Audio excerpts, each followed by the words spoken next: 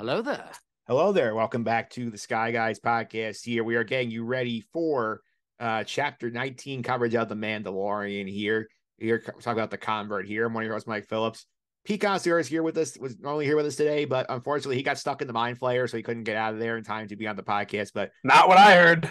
yeah, I heard Pete is still in the cantina after having one too many Bespin Fizz and needs to ride home.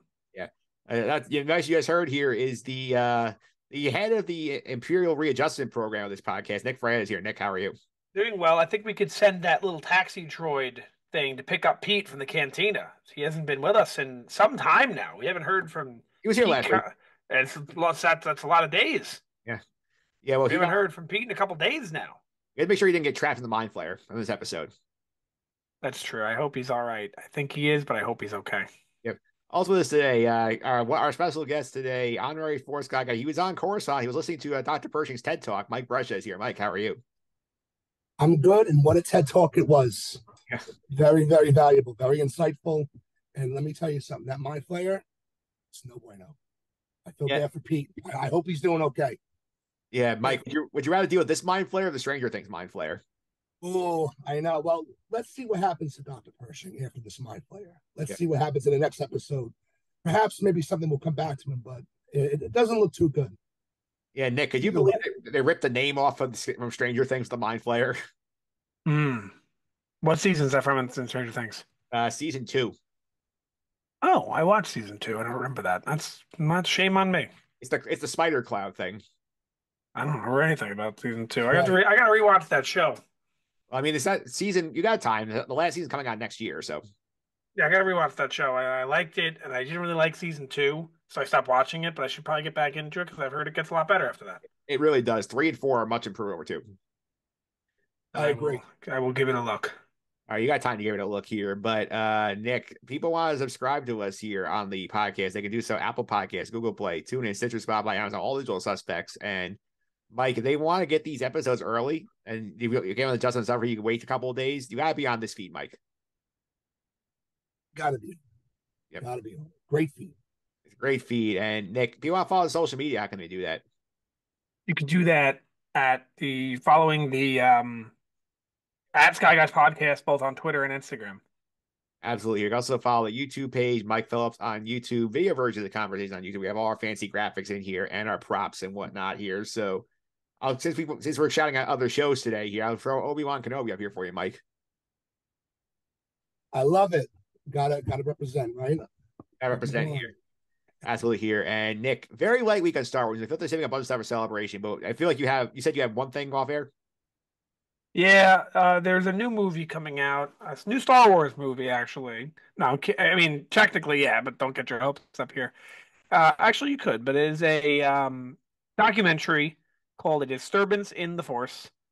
And it's an investigation as to why the Star Wars Holiday Special in 1978 was made. And the documentary includes Seth Green, Weird Al, Gilbert Gottfried, to name a few.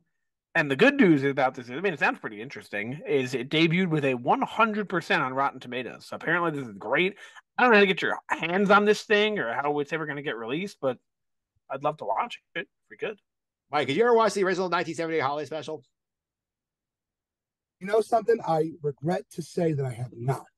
And that is still on my bucket list. I know, obviously, of many of the infamous scenes from that show. Unbelievable. It's on my bucket list. Hopefully sometime soon I can get to it. But I want to see Life Day. I want to see the sing-along with everyone. I heard it was just gut-wrenching. I saw clips of it. But you need to take it all in, right, to understand it. So all in due time. Nick, I think I you and I both agree. Mike can take it off his bucket list. It'd be completely fine. Yeah, it sucks, but it's fun, I guess. Yeah, well, that's what it's about, right? It's about it being fun, and it's a Star Wars, right? It's Star Wars after all. We got to take it. We got to enjoy. Yeah, I guess so. Yeah, well, you get a great appreciation for the documentary if it whenever it comes out if you have watched the holiday special. So I feel like that's something that might be a future Sky Guys episode. Us reviewing that documentary. Yeah, we already did the holiday special. Thank God we don't have to do that again. So. Yeah, if we had to do it again, I think Nick might quit the podcast. I'd be very disappointed. I'll tell you that. Yeah. And that's all for now. So I think, Nick, that's right. We have nothing else coming up. We do not. Nothing else in the news. It's good because news has been a lot lately. It's been annoying to be honest with you because like I don't like news when I don't find it to be like breaking and I just have to talk about like nonsense and it is like four things and it's like this might happen. Like, all right, well it probably won't. So, but Yeah, excited that we don't have much news. yeah, absolutely. Here, Yeah, and we got a fun episode today, Mike. I mean, like, what was your thoughts on chapter 19 here, the convert? I thought it was fantastic. Episode 3, getting right into things, really setting the stage up. I thought that, you know, looking at the Book of Boba Fett, how you jump between character stories and you're not sticking to one character throughout the whole show. I know some people weren't fans of that with Book of Boba Fett, but I think in this situation, being able to see Dr. Pershing come back because of all the relevance it has to Mando's story, I think it was a well received, in my opinion, and I think it's necessary to understand next uh, the next events to happen in the show. Yeah, Nick, definitely our longest episode ever of Mando. It was a 56-minute episode, like before credits here. That very long like montage of like concept art here. But like I gotta say, the Pershing sandwich worked for me with the Mando segments. Is basically the bread of the sandwich. It worked for me a lot because this was an episode that purposely um it purposely built up characters because we now have a villain. Yep, we have a new villain. Elia K is our villain here. And Mike, we didn't get to talk to you during the scenes for Andor, but this episode had especially the Pershing, had a lot of Andor vibes. Yeah, I agree.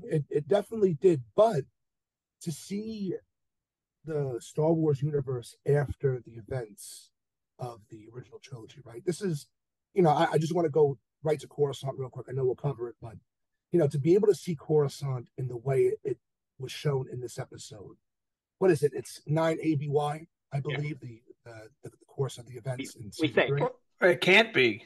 It's supposed to be, but it can't be because apparently he spent 2 years with Luke. Well, Fabro has been confused with timelines. We don't know for sure So exactly. I guess around 10, we'll just say that.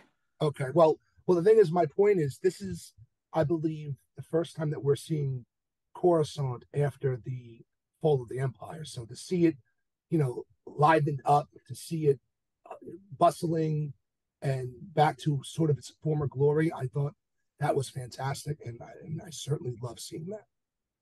So Yeah, definitely a lot of fun here. And I did think like the way this episode was structured was pretty good because we had the Mando stuff beginning and Mando and Bo-Katan basically had to go like, oh, we're gonna go fly away. And then while they're away, we spent all this time with Dr. Pershing, really get to dive into his storyline, get a look at what's going on there. And then we go back and check in with Mando at the end of the episode. So didn't really was wanting. It's not like Boba Fett, Nick, where we got a episode of Boba Fett without Boba in it. Yeah, I mean, Boba Fett's smallest problem was that they had episodes without him in it. The biggest problem was that the show just didn't make any sense. But this was a great episode. I'm very excited to talk about it. The groundedness of it, or showing the everyday life of the people in Coruscant, is what I've been asking for so long, and I've gotten it twice now in the last like 6 months with Andor and this.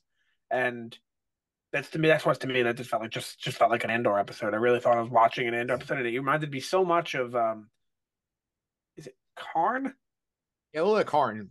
mhm. It reminded me so much of Karn, and like just it reminded, yeah, it just made me feel like I was watching Andor again, which was great because Andor was, I think, the best Disney Plus show.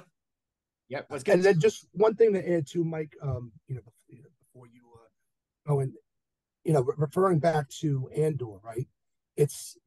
Going into the everyday life, like Nick said, going into the everyday life in Coruscant, seeing, every minute, working and all the intricacies, but being able to see the contrast between, how things were, while the Empire was, still around as opposed to post Empire, as we see now. So you get to see the similarities with Endor, but the differences as well, and I really value that. Yeah, I'll also point out here before we get into the episode more, Nick, like, can the Andor people like I call Lee Isaac Chung, have him do a chunk of episodes for them because he really got the vibe. Yes, yeah. Well, I mean, I don't want to say they don't need help, but they did pretty good on their own, so they don't need him. But it'd be nice to have him. Nice to have him here. Let's get to this episode here. We'll start up. We pick up where we left off last week. Mike, we find out that Mando wakes up. He has no memory of what happened here. Do you find it interesting that Bo-Katan like sort of hid the fact that she saw the mythosaur from him? I mean, it makes perfect sense because, right, the lore is if Bo-Katan could tame the mythosaur and ride it, then she can claim victory to Mandalore and rule Mandalore. So she wants to keep that fact to herself. She does not want Mando to know that there was a mythosaur down there because perhaps she has confidence in him that he could in fact tame the mythosaur and take over, and she doesn't want that. So she's going to hide that from him the best she could. And the fact that Mando didn't see anything down there while in the waters kind of, calmed her relief a little bit. So Or I'm did he? sure.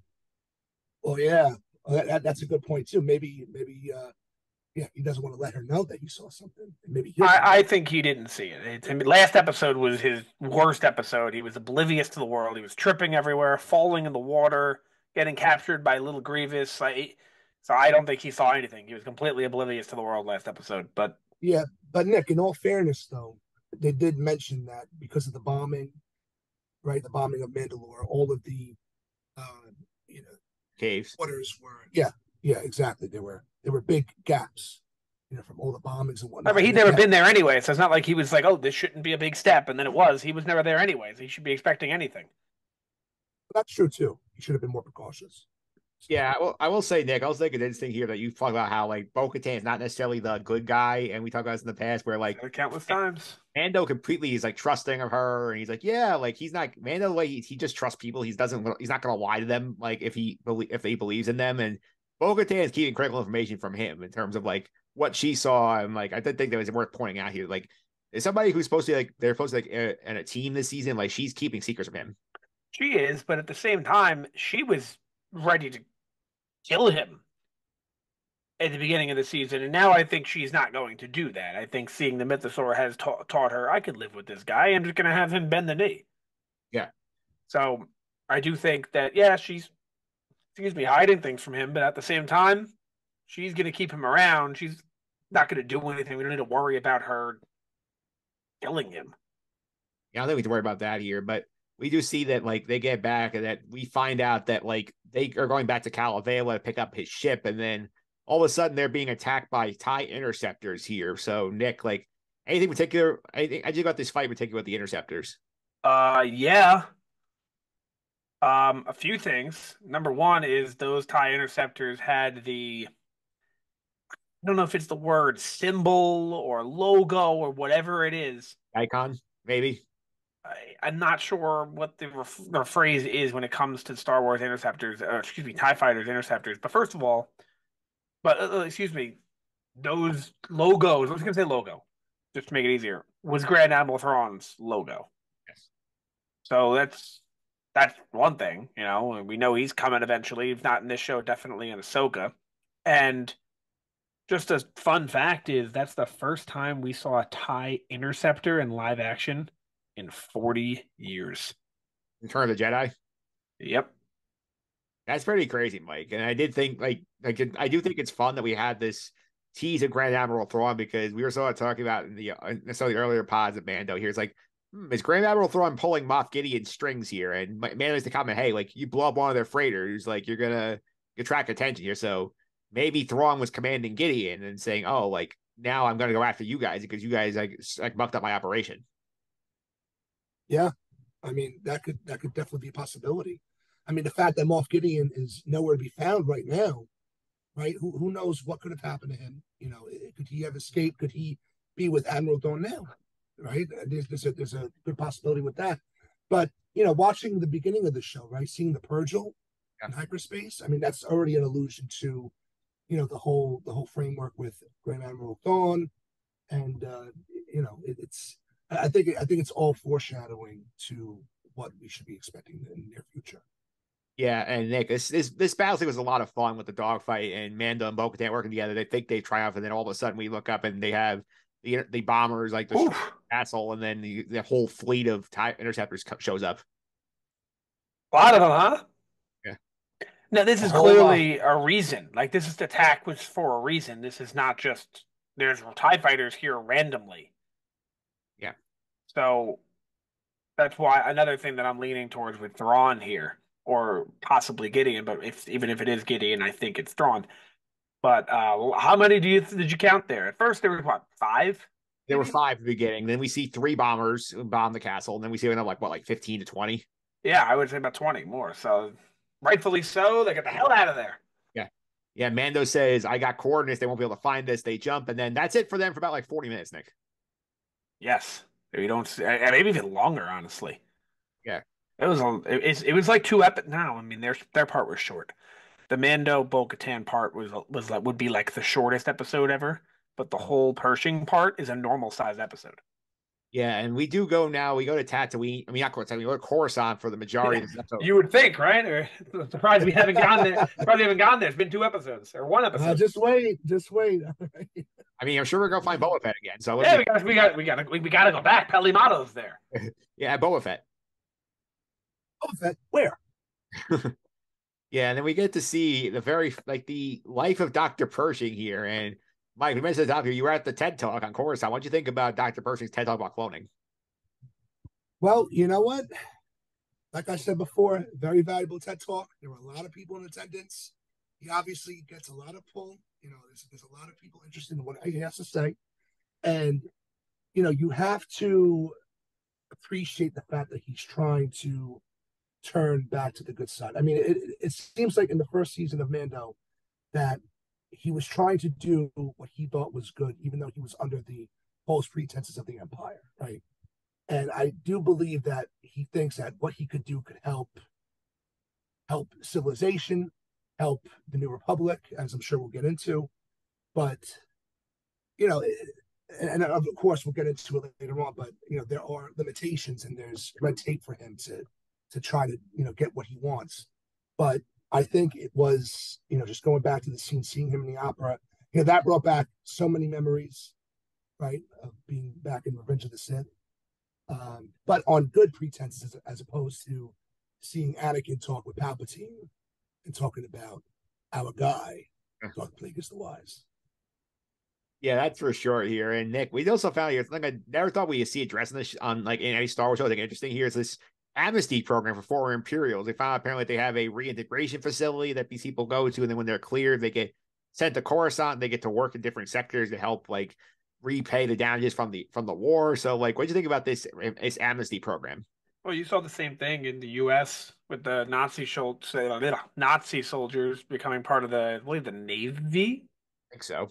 I don't know, or the Air Force. I don't remember, but we got to backtrack a little bit to this TED Talk here. I took it completely different than Mike. I think that, excuse me, than Brescia. I think that Pershing, completely agree with what he said about Pershing, what you said about how he's trying to redeem himself. That's a good thing. He realized what he did is wrong. But you said there was a lot of support and this and that. I thought there was zero support. I think people were just there to be there. When you see after when he's doing like the little quote unquote post game interview, it's all these rich snobs, same people we kind of saw on Andor, and they don't even pay attention. They don't know what's going on. They're like, oh, Empire, Rebels, Republic, I can't keep up. And I think that's testament to what we see later in the episode. And what Mike had mentioned earlier, or excuse me, what Brescia had mentioned earlier, that it's nice to see the Coruscant after the fall of the Empire, see how much it's changed. I don't think it's changed at all. I think it's the exact same thing, and they put a new logo on it. I think I think that's why the New Republic kind of loses support from a lot of people, and the First Order is able to rise to power because they just put a new logo on the Empire and said, "Yeah, we're good, we're better." Seems like the same thing to me. Yeah, I mean, like the New Republic lost a lot of points to me this week, Mike. A lot, yeah. And we'll get to it later. But at the end of the episode, they're wearing all those lab coats. Those are literally Imperial lab coats, and they put a new logo on it. Yeah. No, this is the New Republic. This is the Empire. This is the Empire with the new logo. Yeah. Well, here's the thing, right? When I say Coruscant, seeing it being vibrant, from a far glance, it looks like Coruscant is a breath of fresh air, right? Because the Empire has been taken down. The New Republic comes back in, trying to do things right, but you get coldness. I'm going to go back to the Amnesty House, right? The Amnesty House, yeah. And just on the bare fact that names are gotten rid of. Yeah, They're giving numbers instead, like G68, L52. There's a bit of coldness there, and It's I think Empire. It's yeah, Empire. yeah, it's Empire vibes, and I think they're just trying to mask it under, once again under a false pretense of being good. So Yeah, it's we're the good guys. We stop Palpatine, but we're not really changing anything. They're just not,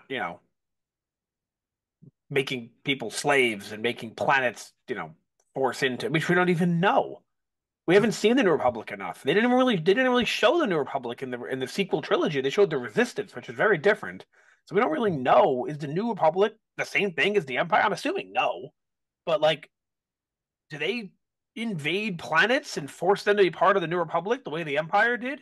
Probably not, but maybe. I mean, I wouldn't doubt that considering we get a line drop this episode about how they're disarming the Alliance fleet. So, like, Yeah.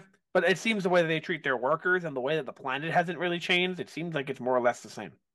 I mean, this is the ex Imperial workers. Also, they may be like treating them harsher than like the average guy who has the office job. yeah, I mean that's Possibly. But yeah, how do we that's know that. that everyone in his office was like that? 'Cause remember, Pershing has a little pencil pusher job. Is every single person in that office a former Imperial? I would assume so. Oh, you would. All right. Well, then your point remains. Well, if Yeah, they're part of the amnesty program, then yeah. they're I think ex-imperials trying to be. So you think everyone in the amnesty program has the same? They're not everyone. Not backwards. Everyone in his job's in the amnesty program. yeah. I feel like they have different like Okay, stuff that's possible. Yeah, I don't disagree with that. because like you see that we're bouncing around, but Dr. Pershing's job and desk job is basically he's like archiving Imperial texts and like he's basically like saying, oh, like we could still use this and help the Republic, and they're like, nah, get rid of it. Like that's sort of like the general attitude these guys have. Yeah. And then, Mike, just one thing back to add, right, regarding the New Republic. We've seen it in real history. Governments taking over. New governments coming in from old governments. They're the same thing. It's the nature of how things work. And we're seeing that in this situation here with Coruscant, right? The New Republic taking over. They're not. I don't think they really know what they're doing. No, They're trying to clean up the Empire's mess. And as you could tell, as you can see from the episode, they're falling behind. There's a lot of work to do to catch up on. So, they don't have their stuff together, and that's causing problems, right? yeah. Let's also follow Pershing a little bit, Nick. Also, because we see that he takes the cab ride back to the Amnesty Apartments, and he meets like a group of people, a group of like ex-Imperials, including the bridge officer from Gideon's ship, Elia Kay. And it was interesting, like how this conversation I thought was fascinating. They're all talking about like, oh, like talking like, oh, like it's so great. We're with the Republic and we're doing the right thing, and yet they're all kind of talking about things they miss about the Empire. Yeah. Yeah. Very true. I mean, the Empire for a lot of people was just a job.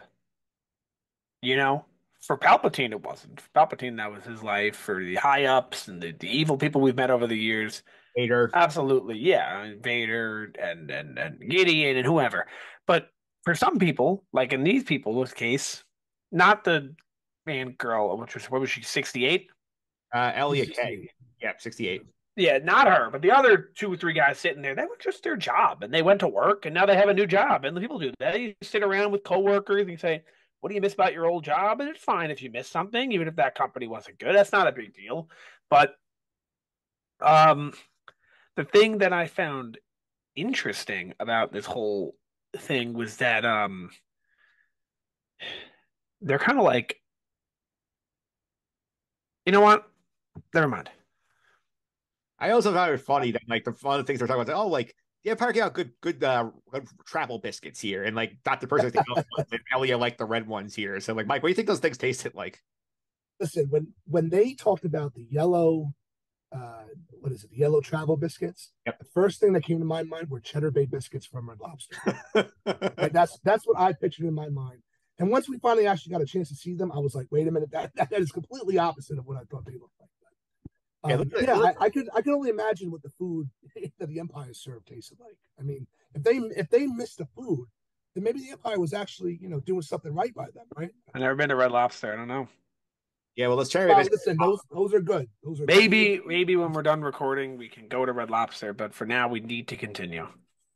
Yeah, we do need to continue here. Pershing gets a secret delivery of the biscuits, and he ends up bonding with Elia Kay. Who, Nick, like my radar on her was up immediately because like the way she was acting, like you could tell me she had ulterior motives to Pershing. Yeah, I've told you this before on this podcast. I'm the person that they're targeting with this stuff because I was like completely like, what? Even to the point where after the episode, I still didn't realize what she was doing. So I'm the audience for this. I was completely all for it, picked up on none of the foreshadowing, thought she was just trying to be a nice person. Actually, I have another idea what she was doing at the end, but it's still wrong. It's still I wrong. mean, I thought, but I just completely missed all of it. Nick, you didn't catch on the red hyperspace ice cream cone? She No, was eating the red I mean, reveal? yes, but I did at the end of the episode think, oh, she's just doing right by the New Republic because he was going to start doing the cloning again Yeah, but then like she's also the one guiding him to get the cloning equipment. because she takes it. If she didn't take it, then I still would feel that way, but she took it. Yeah, yeah, Mike. I think between she likes the red biscuits, the red popsicle, like all these like hints that were going on here, and like my favorite things here is like she's dropping these little seeds in his mind, like oh, like like this could be a good thing if you just like approach this the right way. He's like I will put myself on the line. How about you? Like she's very convincing when she's trying to con him. Yeah, yeah. I mean, and she succeeded, Yeah. for Dr. Pershing, she came through with her plan. Yeah, Nick. What do you think about the therapy droid, by the way? Was it the same droid at the taxi? Yep. No, it's a different droid. Oh, all right. Well, therapy droid was I guess that's a good idea. I mean, like it'd be cooler if it was a person. It'd probably be not cooler, but like probably be more effective for the New Republic if it was an actual person. But I see the idea behind it. Is you have the people in the amnesty program, and they're in the amnesty program. You got to make sure they're okay. You slowly make sure. Are you feeling all right? Do you have any resentment towards this? Do you have any dissatisfaction with this? It makes sense that they would have that. If it was a person, it'd be a little bit, I think, more effective. And if that doesn't remind you of Andor, I don't know what does. Yeah, that was exactly that was the most Andor of the whole thing. Why'd you agree? That and the amnesty housing, just the way it looked. Yeah, Yeah, I agree. But one thing to add to with the therapy droid, this goes back to my point that the New Republic is trying to do things right. Trying to provide better services for their employees, especially for these people that they're trying to convert from the Empire. But using a droid once again brings coldness. cheap also. It was cheap, but it felt automated. It seemed like that they were falsely reaching out to see what Dr. Pershing what his feelings were actually like. But I feel like it was just all a ploy and just very very like typical HR in a major corporation. Nothing warm about it. I just had that vibe. I did have a little bit of a breakthrough just now that maybe it's not that the New Republic is doing things wrong in that they just putting stuff over the Empire. That is true. But maybe it's just to show us that the Outer Rim has changed so much because of the Empire's involvement, and then eventually the Empire's, what's the word I'm looking for, demise. But the Inner Rim, Coruscant hasn't changed at all. The people who were involved, the people who were at the opera when Palpatine was there with Anakin, not in their booth, but in other booths, the guys who were sitting there, they're the same people who went there during the Age of the Empire. They're the same people that are there now. Their lives haven't changed at all. I think that's really the point of what they're showing us. That guy who like had what do they call this thing again? A Monocle. a monocle. He had the guy who had the monocle. Like did he even have a monocle? I think he did. I think he did. I mean, it's the same guy. He's at the opera. He's at Mom Map's dinner parties, and now he's here. Like you can see, right? It's the same guy. I mean, I don't know if it's the same actor. You know what I'm saying? But it's the same guy. It's the same. That person's life has not changed. It doesn't matter who's in charge. That person is still going to be involved in I don't want to say government, but like the high class bureaucracy. Yeah, yeah. Because I remember the bureaucracy doesn't change, right? Nothing affects the bureaucracy and the higher ups, the bourgeoisie, if you want to call it that. Yeah. But the outer rim, the territories, this is very similar to the Roman Empire, right? If you look at the Roman Empire, the heart of Rome didn't really change. It was the outer territories where you saw vast differences and torture and mistreating of people. So it's the same kind of premise here. Yeah, and they go back to the Phantom Menace. Also, Palpatine has a line in that movie about all the bureaucrats run everything, and like that, he never changed at the Empire. He knew where his bread was buttered. Right, and it's true. I don't know who these people are, how they get their money, but yeah, good lives. They have good lives here. And then we do see that like Elia Kay is basically trying to convince Dr. Pershing to like, like maybe we should start up the cloning again, to help the Republic. And then he brings up to his therapy droid, oh, can I do my own research? And the therapy droid's like, your research is not permitted. And the dot like this is where I think missing a person also hurts here, Mike, because like this is something where like you got a person like a human therapist there, an alien therapist who could understand him, say like sort of like explore like why he's feeling that way. The droid's like, yes, no, like, okay, no, move on. There's no follow-up questions or anything like that. Exactly. Yeah, it's purely automated at that point, and it doesn't allow you to go deeper into your feelings, and that's doing an injustice for Dr. Pershing and for others. It's not really helping them, and that's where you get to see Dr. Pershing's frustration grow, as we're about to get into.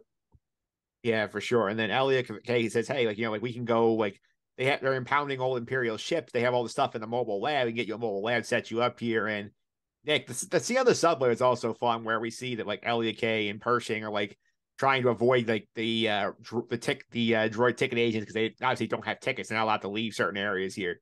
Have you ever done what they've done? Just like hop subway cars in between No, I have not. while they're riding? I have not, but it's just like The Last Jedi could take a note on this that the parking ticket was the start of a whole storyline. And here, what happened because they didn't have their ticket? Yeah, What happened?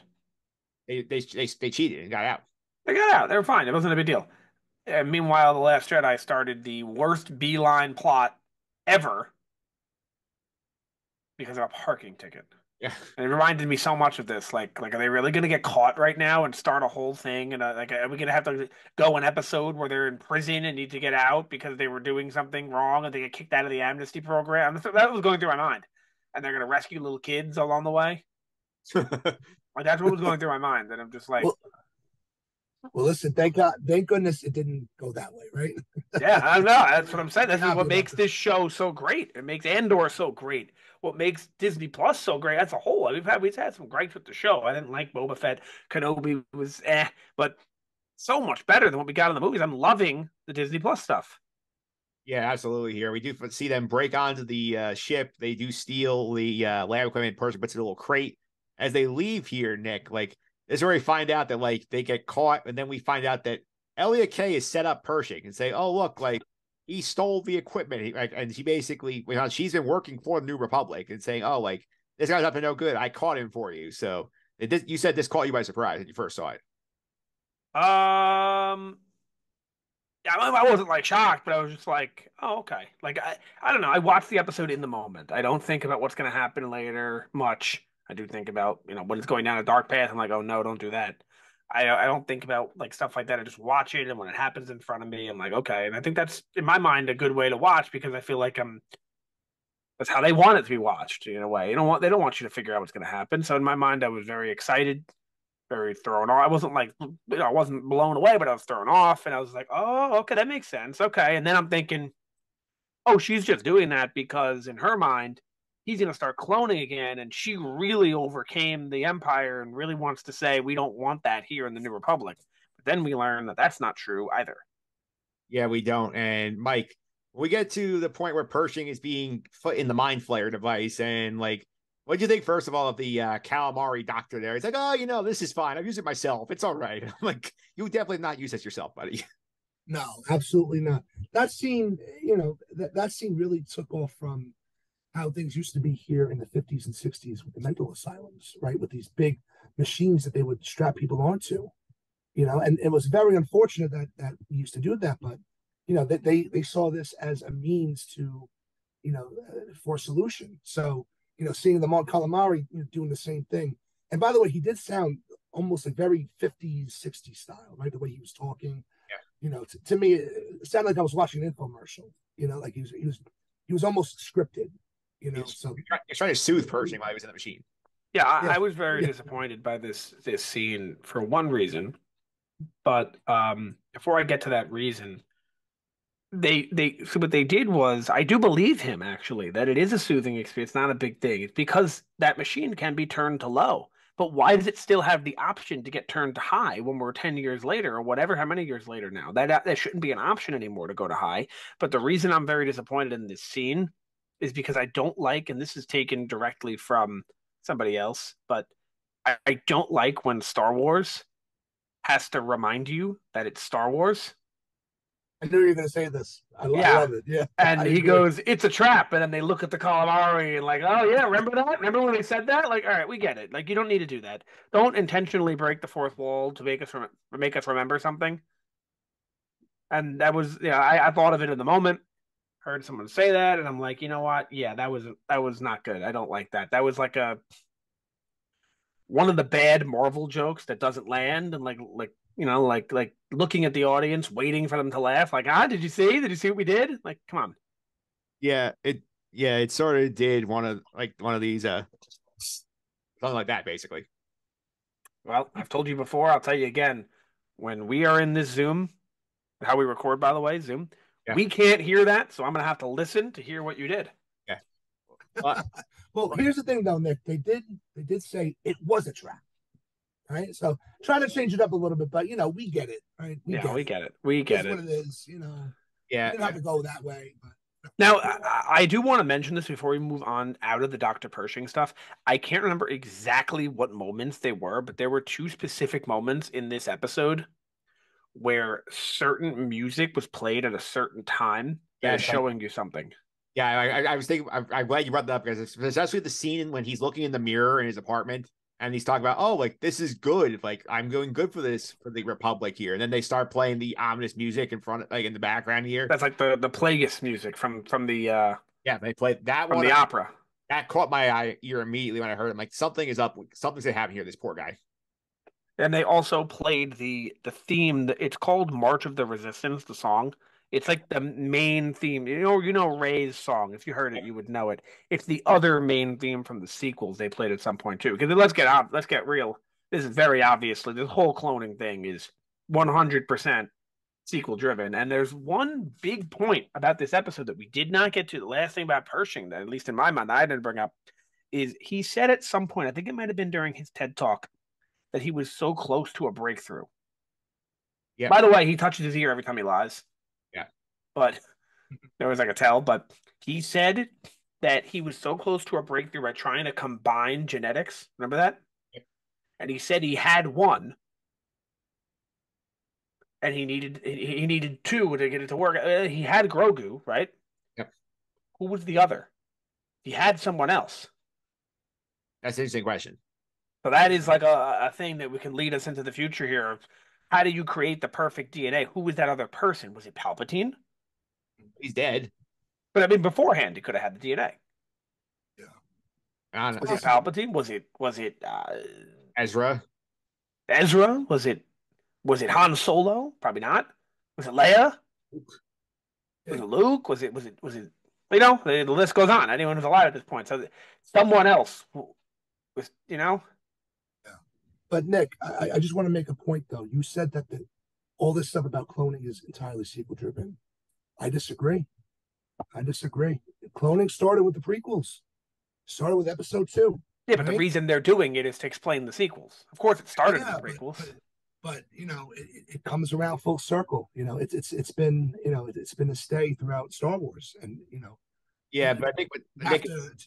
Yeah, I think what Nick is saying though is like this is the infamous line from Episode 9. Somehow Palpatine returned. This is all explaining the somehow. yeah, Yeah, and they have to, right? I mean, they need to, provide reasoning to, to how yeah, the because events in episode 9 could happen. you need to make it. You need to make it like you're doing something at work. You do something at work and you're showing it people who are very high up in the office or whatever. You show them the one pager. They should know exactly what you're talking about after reading that one pager. Explain it to me like I'm five. You know what I'm saying? Yeah, That movie, you went out of the movie more confused than when you went in, and that's the problem. The Rise of Skywalker I'm talking about. yeah, You need to have something like the movie is that one pager. You shouldn't have to read the whole deck, the rest of Star Wars, to get the story. You should have to just read the one pagers and understand it, and then that deck is extra content. Oh wow, this is what he was during that point. Oh, I didn't know that. You need that one pager to explain it, and the Rise of Skywalker one pager did not explain it. Yeah, that's for sure here. And we'll wrap up the Pershing stuff here real quick also here. And Mike, I thought we have a great point about the 50s, 60s mental institution stuff. This felt like very much like a lobotomy situation here where like, Mm-hmm. like on level 2, it's like, oh, this is soothing, helps you get, like sort of like get these like dark thoughts out of your head. But Elliot Kane's in the other room and she like basically coerces the doctor to leave and she turns it up to 9 or 10, like all the way up there where she's basically like wiping his mind and basically is turning him into a vegetable so like that she can use to her purposes. So like this is pretty effed up. Yeah, it's messed up, and it has one flew over the cuckoo's nest vibes, 100%. It felt like Jack Nicholson was in that chair as opposed to Dr. Pershing. But I just couldn't believe how easy it was to get the other doctor out of the room.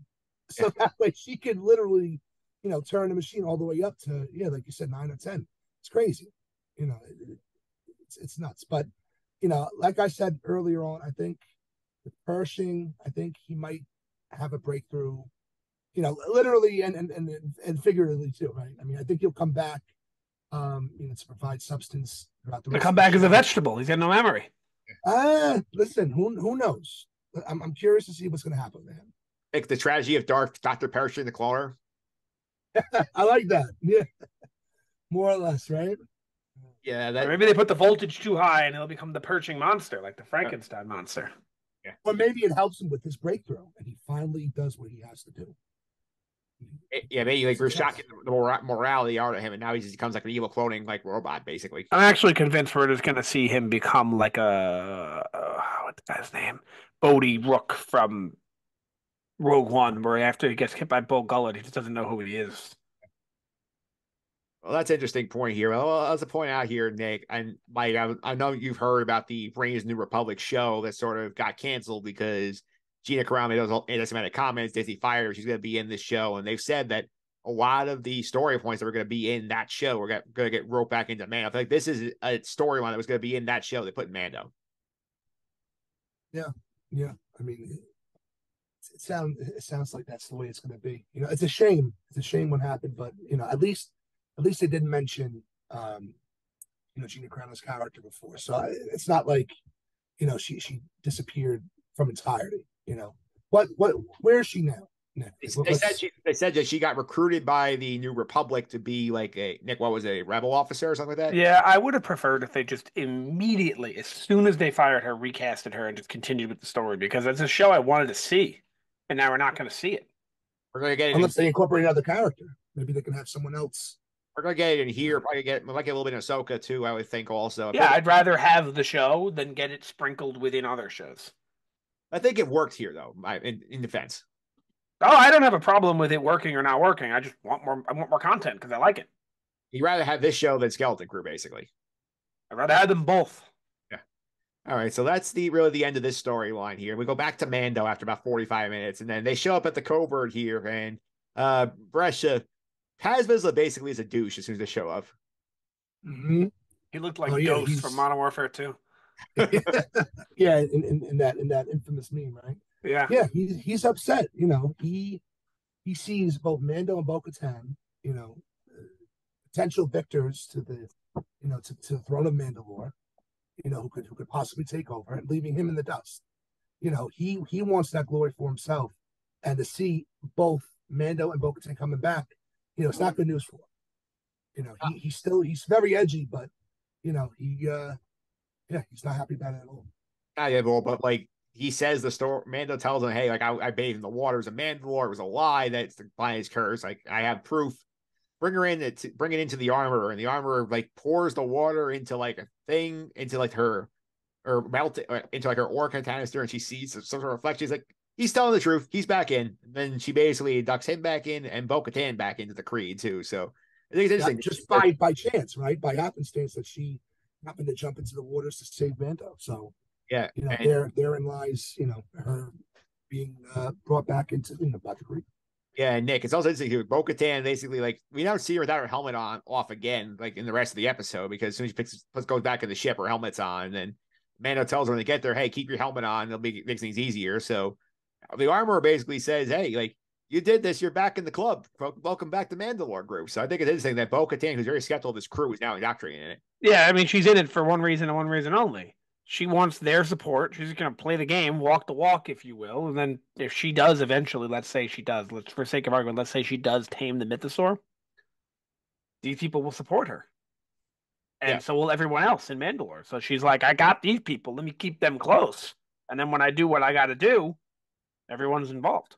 By the way, Pat Vizsla, I mean, like, I don't know if John Favreau is trying to make a different voice than he did for previously. He's failing because he sounds exactly the same. Exactly the same. I mean, I get it. I get it. They're related, so I know he's going to do the same voice. But like, I don't know. Maybe John Favreau only has one voice.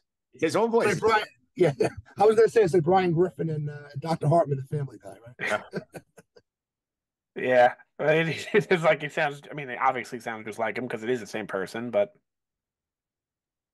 yeah, And that's pretty much it for the episode here. We ended an interesting spot. We got the Pershing sandwich. You got a lot of Coruscant stuff. Look at New Republic's going on here, but we did keep our storyline on track. We got a situation set up here now where we're going to, have this group of Mandalorians here. And Nick, we don't know what they're doing yet. We're gonna talk about that in a little bit. What they might be up to. yeah. I have a theory on who the armorer may be now, and I'm interested to see if it comes true. All right, so It's the girl, the one who's part of the mall Mandalorian people. oh, I think so. Like, She has the purple hair. wasn't that Sabine's mother? I don't think it was, but it looks just like Sabine. Yeah, I don't think that was Sabine's mom. I thought it was Ursa Wren. I was pretty sure it was. No, no, no, not Sabine's mom. No. Oh, it's a different person then. It was, yeah, I don't know. I can get her name, but I can't get it for you right now. All right, so we'll keep an eye on that here. Maybe you look at it here. We're gonna go to the character draft now. So, Mike, at the start of every season after the live action shows, we do the character draft where we're trying to predict which characters show up here. No action yet, but here's what we got so far. So, Pete has Sabine Wren, Fennec, Cobb Vanth, and Cad Bane. Nick has Cascarees, aka Sasha Banks from WWE, her Mandalorian character. Ahsoka, Thrawn, whose ships we saw this week, and Black Chrysanthemum. I have Axe Woves, the other guy that was at Bo-Katan last year, Boba Fett, Mayfield, and Han Solo. What do you think about these teams? Where's Hondo? That's my question. Where's Hondo? I don't want to hear it. I don't want to hear it. Put him on it. his list. Put him on. We had no faith in him in the show. No more faith now. No, but I do like these lists. I mean, I guess just taking a look. I mean, yeah, it's tough. I mean, I look at Nick's list, and all those names, they do have a lot of relevance with what should be coming up. So, but once again, you have Boba. I do like Axe Wolves, Mayfield, and Han Solo. That's Mike. That's interesting. How do you think Han would come back? Well, Tell him, Mike. Tell him, Mike. How would they incorporate him? I'm going off the fact that Filoni and Favreau basically said that, hey, remember how last year we had a big secret with Luke Skywalker and told everybody, and we have another one like that for Mando season 3. So I was thinking, like, who is big enough to get the wow reaction of the audience? It's not Luke Skywalker. Han Solo. Yeah. And didn't they do something with Harrison Ford? Didn't they de-age him? They did for Indiana Jones, I think. Yeah, but wasn't I feel like there was like another clip recently of just him in like a normal situation, and they de-aged him. So I think you may have something on that. They could easily bring him back. I mean, it's a high reward pick where you're getting it. It's a last pick of the draft. It's Mr. Irrelevant. I think it was a good pick. Plus, and like this New Republic storyline here, I mean, like this would have been like if Carrie Fisher was still alive and with us, this would have been her spot. So like at this point, Han Solo is working for the Republic. Maybe you see him talking about some of these things. Sure. All right, and so that's a shame too. Yeah, that's you bring up a great point with Leia. I know it would have been so nice. This would have been ideal to see her in this. So yeah, unless they recast, we're not getting Leia ever again. Yeah. Sure. All right. Let's get now to the trackers here. Keep track of things we do every week here. Mike asked for him here. No Hondo in this show yet. 18 overall appearances for Hondo in this show, but in the you never know. Just keep the faith. Keep the faith. That's why it's on every show, the Hondo tracker. Nick, another Bo-Katan appearance here, up to 16 overall, going across all of her canon appearances. I feel like it's going to add another 5 by the end of the season. Yeah, definitely. The Darksaber has not come out of its sheath, Mike. So this season, it's the the blade has to be lit for it to count. So we're still at 16 dark sabers.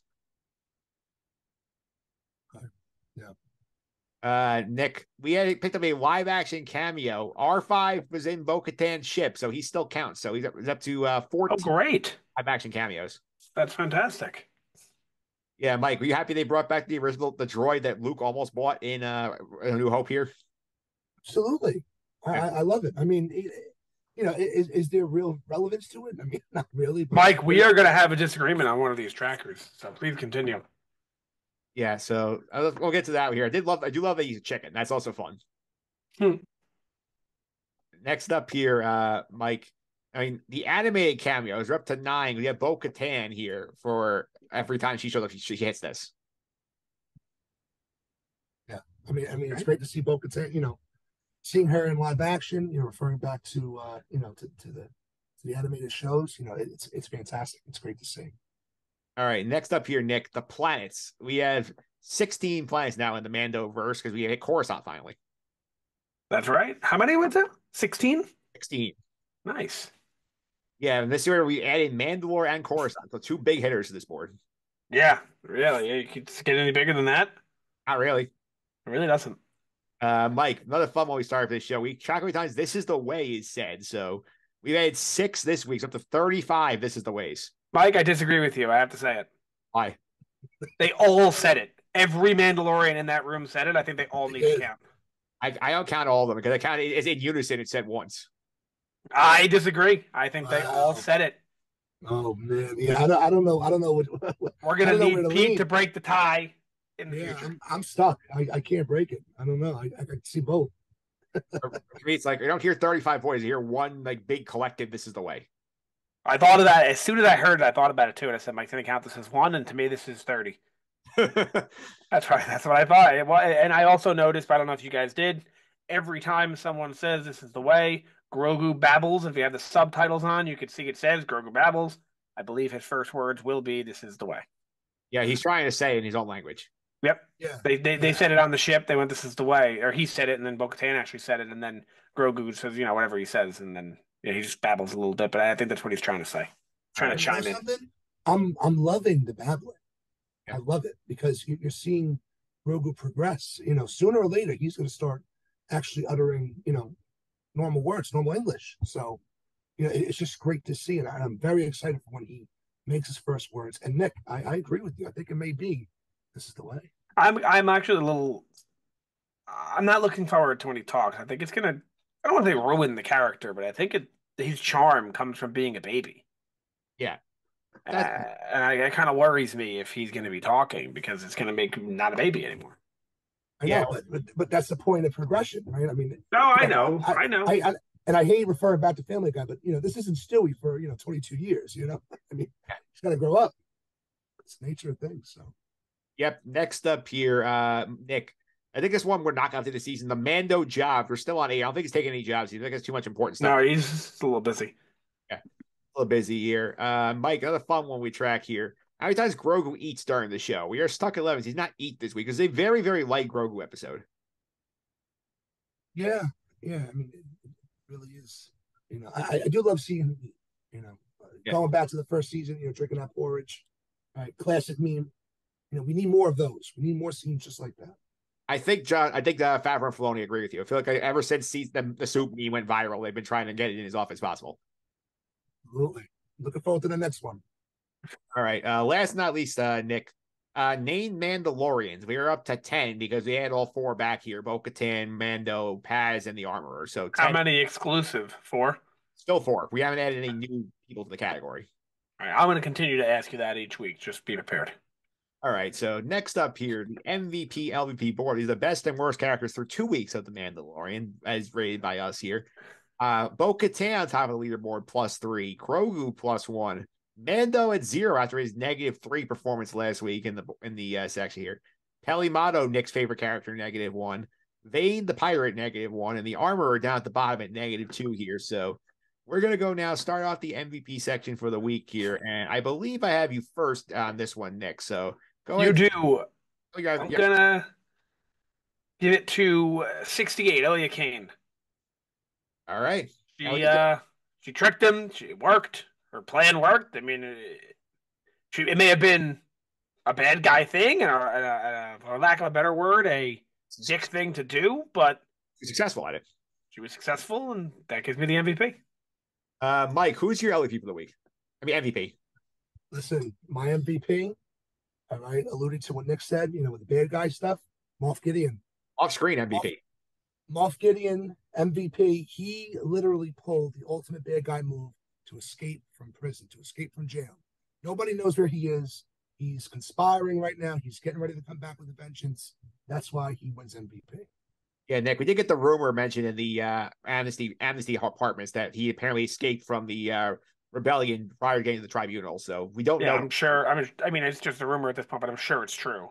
Yeah, and I think we would have heard otherwise. It was not true. I do Right. think you can give the argument that he gets credit for like setting up his master plan, having Elliot Kane execute it. There's no reason to have it not be true, but I am a little disappointed that it's just going to be like, oh yeah, by the way, he's out of prison. Wait, what? That kind of stinks, right? Yeah. Yeah. I'm gonna give it to Elliot Kane because, like you mentioned, Nick, like she executed her plan successfully. She befriended Pershing. She got Pershing to trust her. She basically led the horse to water, got him to drink, and then she turned into a vegetable she could use for her own purposes later on. So Pershing is now gonna be a loyal, like empire, like imperial little robot, basically. So good job by Kane, Elliot Kane. Next up, Yeah, I agree. the LVPs, the worst characters of the week. So, Mike, who is your LVP? Yeah. So, I mean, of course, discussing this episode, Pershing seems to be, the biggest answer. But Actually, for Mike, me, 1 second, Mike. Sorry, I forgot to mention Pete gave his MVP point to Mando. So I'm assuming it's for the work that Mando does saving Bo-Katan's ass. yeah, and just to add to that, Mike, I mean, he did whoop ass at the beginning. Yep. I mean, in that N1 Starfighter, he didn't get touched at all, not a scratch. And I love that, But moving on to LVP, right?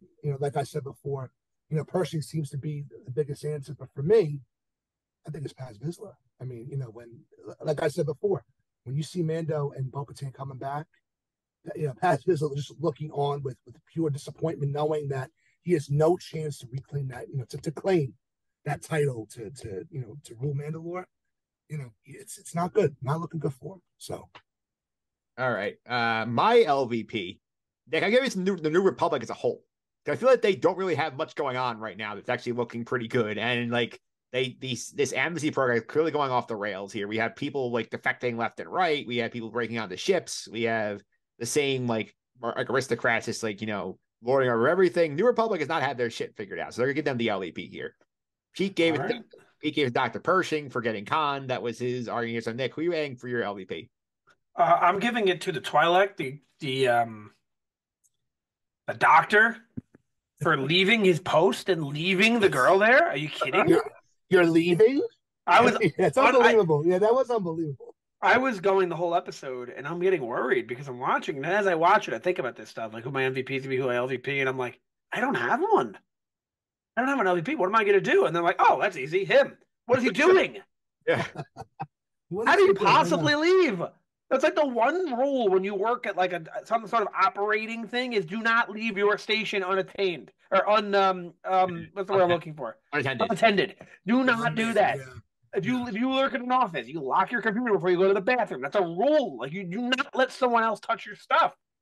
Yeah, but Nick, he's a friend. He's a friend. Let me stay. Unbelievable. Unbelievable. That's an LVP. And he might get more LVPs later. If I can't think of one for another episode, I might just say him for doing that. Yeah, I'm putting it in there. Dr. Twi'lek. Dr. Twi'lek. I like it. The Twilight Zone. Yeah, Dr. Twi'lek on the LVP board. So now we're going to the grades. We're going on a scale of 1 to 10. 1 is worse than the aforementioned 1978 holiday special. 10 is out there the prison episode of Andor in terms of the best Star Wars live action content here. I'll go first here. I'm going to give this one an 8. I feel like this episode was a lot of fun. I feel like we got a lot of good Andor vibes here, the plot advantage of the Pershing stuff here, plus some kick-ass Mando stuff. So I'm going to give it an 8, which P also concurred with here. So, Nick, what's your grade? I'm going with a 9. I think it was just so perfectly well done. It was made so perfect in terms of, as I mentioned, it reminded me of Andor, and Andor was made so perfectly. It reminded me so much of it. Only thing missing was a little bit more Mando and Grogu, but like what I want is this is why only reason I'm giving it a 9 instead of a 10. We got that, like, how great was the dialogue and everything, right? Mm-hmm. We can't seem to get that same dialogue when we have Mando. Yeah. So that's why I'm giving it a little bit of the knock. And put Mando in that exact same spot, walking around Coruscant with great dialogue, this and that, 10. But it seems like there's something where we just can't get it when it comes to him. All right, so that's a Nick's in with a 9. Mike, what's your grade? Yeah, I just want to allude to that, Nick. I agree with you on Mando. Not providing great dialogue. I mean, he never really did. Even starting off with the beginning of the first season, kind of slow. The way he came into things. When you His speak dialogue's about not it's not a problem. It's no, just it's not a problem. It's the way he is. But, yeah. if you're looking for more, more intellectual dialogue, more appealing, faster, you're not going to get that with him. So it is what it is. But in terms of the rating for this episode, the grade, um, I I agree all with Nick's points, and I agree with the grades across the board. I'll probably go with 8, just because there wasn't enough Mando. I do like the sandwich. I do, and really appreciate going back to Coruscant and seeing Dr. Pershing and seeing his story and knowing that those events are going to intertwine at some point. But it would have been nice to see a little bit more Mando and Bo-Katan. But at the same time, though, it did work out for the episode. All right, so that's it for chapter 19. Chapter 20 next week. Pete Brescia mixed in here. He said we're going to split between the Pershing storyline, the Mando storyline, and the Mandalorian's gone a complete a mission. So that's his thing here. So Nick, what do you think's going to happen next week? Oh man. I really don't know. I can't really see where the Mando story goes next, except Bo-Katan trying to sneak away. So I'm going to do that. Bo-Katan trying to sneak away without being noticed to get back to Mandalore. So Bo-Katan tries to split. Yeah, like almost like when they're talking, she kind of just fades away in the background, like starts walking backwards slowly if they don't notice, and then runs to her ship without them noticing. I mean, On the tiptoes, right? Yeah. Mike, what do you think happens next week? I mean, with what Pete said, regarding the Mandalorians completing a mission, I feel like it's a little bit of a nuance with, well, not a nuance, but it's a typical thing that we see with the show. Like even seeing, the beginning of the seasons right away, it's like, you have to go here, you have to collect this, and bring it back. It's seeing that kind of that mission being done. But I do like where Pete's going, where the Mandalorians together as a collective have to do something, right? They have to come together. They have to solve a problem. And Bo-Katan, I think, will have to show herself, right, and prove herself to the to the group, even though she bathed in the waters, but to actually do something to get their full on trust even more, and that way she can just stab them in the back later on. So that's what I think. Yeah, I think what's going to go on here, I think this goes back to the fact that Bo-Katan's castle got destroyed this episode. I feel like she's going to want to get revenge here. She's going to start accumulating numbers to try and get some revenge and try and go after the Imperial factors who bombed her ship out, which she's already got this group, which is good because she's gotten them in here. I think that she and Man are going to leave and going to start recruiting other people here. So I think Nick, we're both going to get a point next year. Get Axe Woves and Casca Reeves be reunited with Mando and Bo-Katan. Well, what do they say about the enemy of my enemy? Yeah, They're my friend. And yeah. if they're all against the Well, Empire, they're friends. Nick, what about Dick Tracy when he goes, "The enemy of my enemy is my enemy"? Well, that. Well, luckily, this is not Dick Tracy. I know, right? Thank goodness it isn't, because that movie was kind of miserable. I used to have I a Dick digress. Tracy blanket as a kid, That's most insane. and We'll have to talk about that offline, I that's didn't out even of the see the movie, but I had the blanket. All right. Unbelievable. That's it for the week here. We're back also, Nick. Later this week, we're going to talk about episode 13 of the Bad Batch, Pabu. So it was an episode that looks very nice. It was an episode. Yeah, it was indeed an episode. We'll talk about it in a few days. So that's coming up here. Mike, well, thank you for coming on, hanging out with us. I really appreciate it. People want to follow you on social media. How can they do that? Well, Mike, I just want to say it's always a pleasure coming on to discuss Star Wars. I couldn't think about a better group to do it with and discuss Oh, all the great things. Yeah, you guys are great. Love you guys. if you want to reach me on social media, I'm at Brescianator. All right, at Brescia. Instagram, Twitter, all that good stuff. Yep, at Brescianator. All right, Nick, one more time, the social media people. How can they follow us on the Sky Guys? At Sky Guys Podcast. That's both on Instagram and on Twitter. All right, you can also follow me on Twitter, mphillips331. It's MPHILIPS331. This week over the Justice and Suffering podcast, getting ready for the NCAA tournament. I was joined by Troy Morelli. We broke down the brackets here, talk about some of our favorite upset picks, our Final Four picks, all that good stuff with Troy's in the main podcast feed here. Mike, here, watch the Iona basketball game on Friday afternoon. Can't wait. So, Mike, who are you picking to win it all? You know, I'm picking the Houston Cougars. To win it all, Houston in Houston, the home team. Houston in Houston. That's the pick for the week. We'll be back next week. We're going to talk about Chapter 20 of The Mandalorian. Pete will be back with us here along with a brand new guest, as always. Until then, guys, may the force be with you.